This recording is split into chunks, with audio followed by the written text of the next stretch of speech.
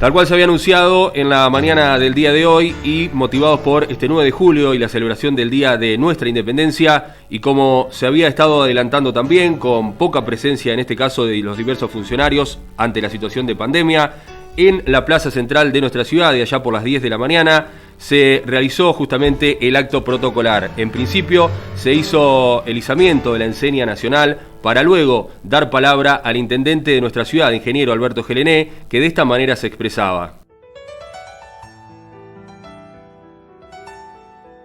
Una fecha tan importante para nosotros como lo es el día que conmemoramos un nuevo aniversario de nuestra independencia, en este distanciamiento que la pandemia nos ha generado, distanciamiento a los efectos de cuidarnos, de protegernos, pero no para trabajar en conjunto la comunidad toda, el pueblo todo, en pos de seguir afianzando nuestra independencia, que aquellos patriotas, un 9 de julio, hace 204 años, en 1816, en Tucumán, acuñaban en esa declaración de las Provincias Unidas de Sudamérica,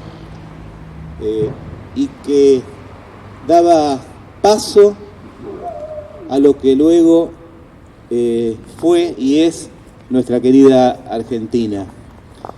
Ese movimiento que llevaron adelante, que se inició en la Revolución de Mayo, que continuó en muchas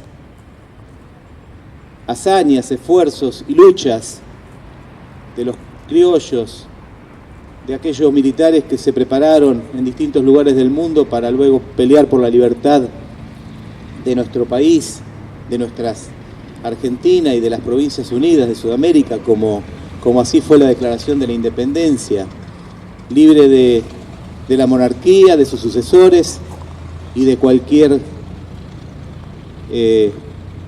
conquistador posible en esa época donde muchos piratas surcaban los mares de todo el mundo. Esa gesta fue producto de una lucha de muchos sectores y aún superando las diferencias que en ese momento se planteaban entre lo que era Buenos Aires y lo que era el resto de las provincias. Esa lucha que los primeros patriotas emprendieron es la que hoy nos motiva y nos debe seguir motivando para las adversidades que el tiempo va generando. Adversidades de todo punto de vista, políticas, naturales, económicas, ambientales y hoy de la salud, que impacta fuertemente en toda la construcción colectiva que los tiempos le van dando forma a las naciones y en este caso a nuestra querida Argentina. En esta declaración de independencia, que como decíamos el 25 de mayo pasado, se hizo desde el norte se comenzó a bregar por esta independencia, también hubo un protagonismo muy grande en esa lucha de todos los pueblos de las Provincias Unidas y entre ellos los del norte. Y en esa proeza lucha, con un nombre que muchos conocemos, también representa a alguien muy importante de esa lucha, de los pueblos y de los sentires de la liberación de las monarquías. Y me refiero, porque estuve ahí en la Casa de la Libertad, a Juana Azurduy. Por eso les agradezco a las concejales que nos acompañaron hoy a izar la bandera, porque el rol de la mujer, el rol de las patriotas como Juana Azurduy en ese momento, es un rol y una dedicación que hoy todas las mujeres argentinas están llevando adelante en cada uno de los hogares, luchando para que sus hijos, sus familias, ese rol de la mujer hoy es fundamental e importante de todas las necesidades de cada hogar. Me traía al presente esta lucha que hoy tenemos, que tenemos que entender de la situación que pasamos y que estamos pasando, pero que eso no nos debe dejar de pensar y de renovar las energías para el presente y para lo que viene. Hay muchísimo para hacer, que cuando esto pase, porque tiene que pasar, o nos acostumbraremos a convivir, como hoy lo estamos haciendo desde el municipio, tenemos que estar desarrollando la mayor cantidad de acciones que nos permitan las oportunidades de igualdad y fundamentalmente cumplir con todos los derechos que tienen todas las personas. El estar al lado del hermano que necesita no solo del calor, del alimento, sino también de la palabra y de la presencia. Y eso muchas personas lo hacen y es muy valorable y muy necesario. Creo que en eso tenemos que continuar más allá de la pandemia. Es el compromiso de cada ciudadano, de cada ser humano y sobre todo de quienes tenemos la responsabilidad otorgada por el pueblo para, desde la función pública, dar la mayor vocación de servicio posible. Vayamos primero por las necesidades básicas y estemos al lado de nuestros hermanos que más necesitan, pero pensemos también para hacer patria y para honrar a los patriotas que el 9 de julio de 1816 declararon la independencia, en seguir trabajando con mucho esfuerzo, con mucha dedicación, para tener el mejor hogar posible para todos los florenses.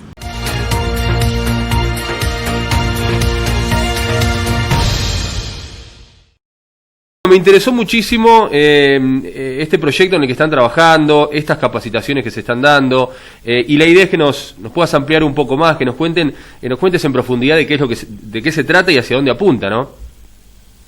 Mira, en realidad es algo que nosotros venimos trabajando desde el territorio, desde los distintos barrios, pero por ahí nos faltaba como enmarcar herramientas de políticas públicas y como enfocarnos un poco más en cómo redireccionar cada vez que surge alguna problemática relacionada con violencia de género.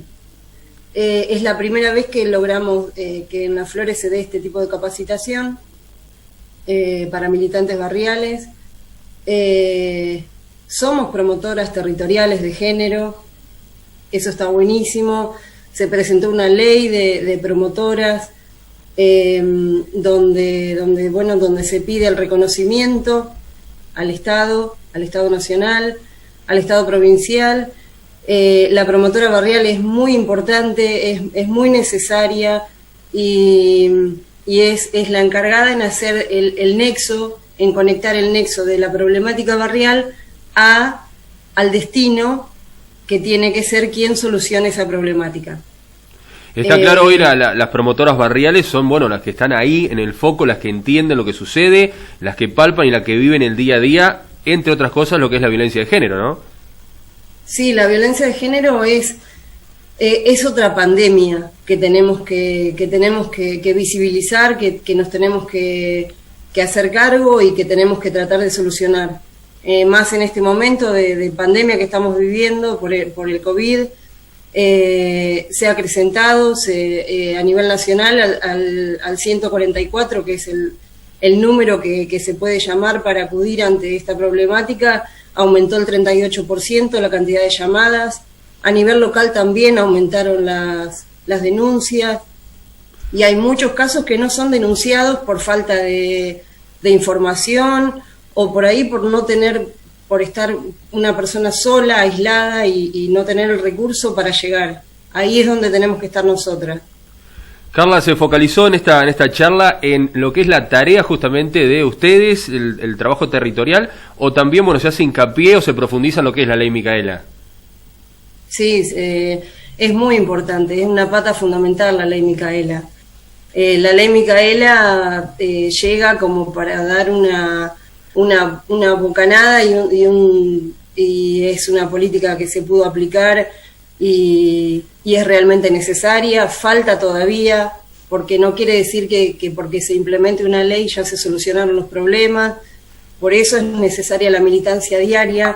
Digo militancia refiriéndome a esto, ¿no? A estar en el territorio, a estar al lado de la compañera que le está pasando algo, de la vecina que necesita hablar con alguien, que necesita información o que necesita el nexo. Tenemos que visibilizar esos problemas. Cuando hablo de visibilizar estos problemas no es de hacer público el problema. A veces es necesario, pero me refiero a esto, a saber qué pasa, a hacernos cargo de qué está pasando y que sepan que somos una herramienta que nos pueden utilizar para eso. Carla, ¿quiénes brindaron esta charla y bueno, cómo continúan ahora? Entendemos que va a haber más charlas seguramente. Mira, estamos todas las semanas de cursada, 2 días a la semana. Las compañeras que están dando la capacitación son compañeras del Distrito de la Costa, que ellas vienen trabajando hace más de 12 años en territorio. Tienen mucha experiencia, que eso es lo que sirve y que enriquece un montón, escuchar las experiencias de otros distritos. Hay otras problemáticas también que está bueno conocerlas. Saber que por ahí, si en algún distrito pasó y en otro no, al menos ya conocer esa experiencia, saber cómo se puede accionar, con qué recursos contamos. Hoy contamos con un Ministerio de la Mujer, tenemos una compañera que es Nerina Favale, que es la directora de abordaje territorial, contamos con el asesoramiento constantemente de ella, estamos llevando adelante un montón de proyectos de planes, de programas, de leyes que se tienen que implementar para llevar adelante una situación que es muy antigua, pero que hoy se ha incrementado muchísimo y que necesitamos de a poco ir solucionando. Hoy más que nada ser solidarias, tener sororidad con las compañeras que están afrontando una situación así y bueno, para eso estamos y para eso queremos capacitarnos.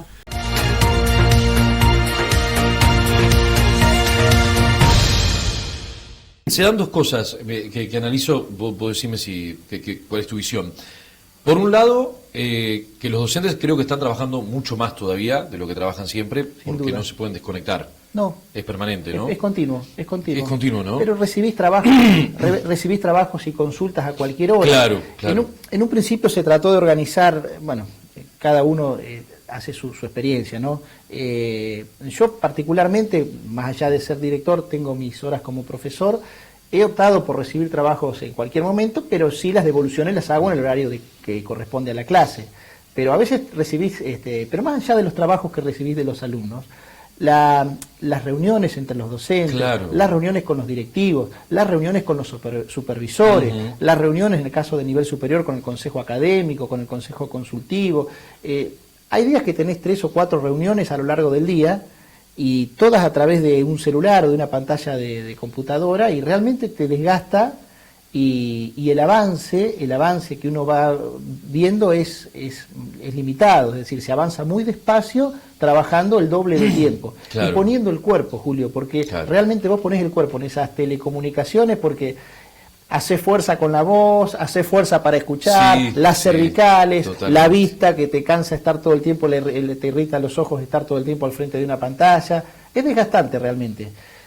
Sumado al cansancio propio de esta época del año, bueno. Sí, más la situación en sí, ¿no? Que se vive, que a todos nos afecta, claro. Tal cual. Es un combo bastante complejo. Es un combo bastante difícil, sí. Y la otra cosa, creo, no sé, por ahí me equivoco, la familia nunca estuvo tan presente como ahora. Por el otro lado, ¿no? Sí, está muy presente, sí. Ahora porque no queda otra, digo. Porque sí. En sí la familia a veces creo que se había divorciado un poco de la escuela, ¿no?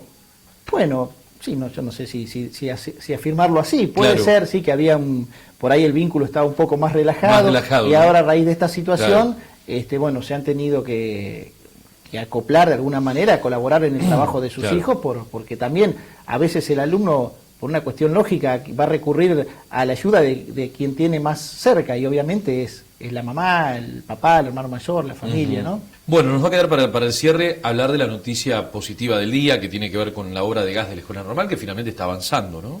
Sí, la verdad que ha sido, un tema que nos ha tenido muy preocupados en casi 2 años ya, en estos últimos 2 años, y bueno, hoy ya en realidad las obras comenzaron en el mes de febrero, sí.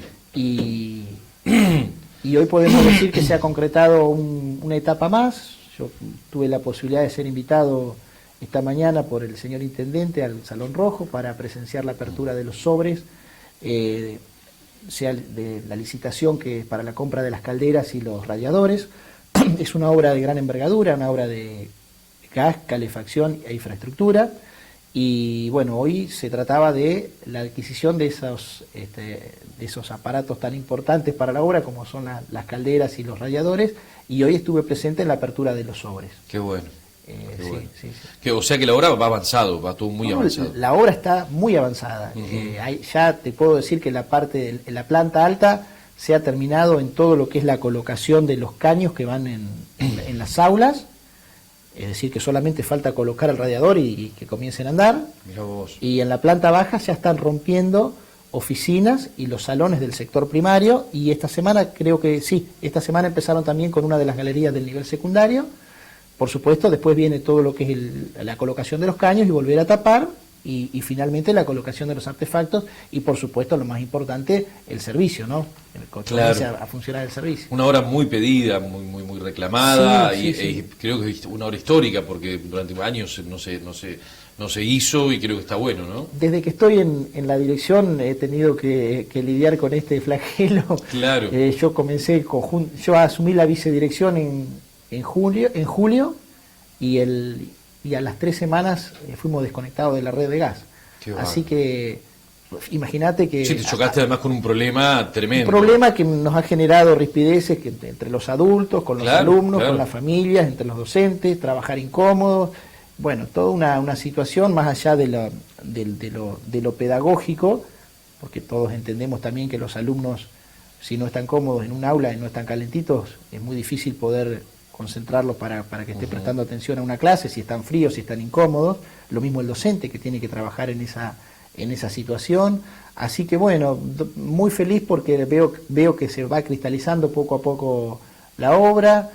Yo en el mes de diciembre tuve la oportunidad de hablar con el intendente Gelené, recientemente había sido electo, en un programa periodístico que va los domingos. Estábamos los dos de invitados. Él se acercó y me dijo que nos iba a ayudar con la obra, que se iba a poner al hombro la obra de infraestructura. Y el 26 de enero creo que fue, vos estabas presente. Sí, estuvimos me llamaron por teléfono un día si podía ir a la escuela, que quería que nos reuniéramos, y a partir de ahí empezamos a trabajar mancomunadamente, y bueno, y no se paró más.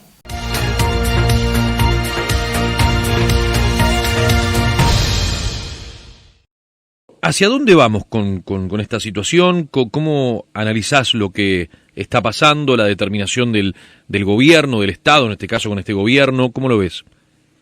Bueno, indudablemente acá hay 2 cuestiones, ¿no es cierto?, que están planteadas fuertemente. Sí. Por un lado, todo lo que tiene que ver con el progreso lamentable, ¿no es cierto?, de esta enfermedad. Sí. Que por lo que vemos hasta ahora continúa en ascenso, en una situación donde las garantías sanitarias para el caso en que esto continúa ascendiendo no están para nada claras. Ajá. Particularmente en lo que tiene que ver con el área metropolitana de Buenos Aires. Sí. Me refiero a la saturación de instalaciones hospitalarias, camas y demás. Por el otro lado, es indudable, digamos, que hay una situación económica grave que particularmente pagan todos los que viven de su trabajo. Sí. Porque, digamos, ha aumentado la desocupación, muchos trabajadores al ser suspendidos, han sido castigados también en sus salarios. Y luego tenemos el caso de aquellos que están trabajando en las industrias esenciales y donde en las últimas semanas han progresado los casos de contagio de un modo alarmante. Claro.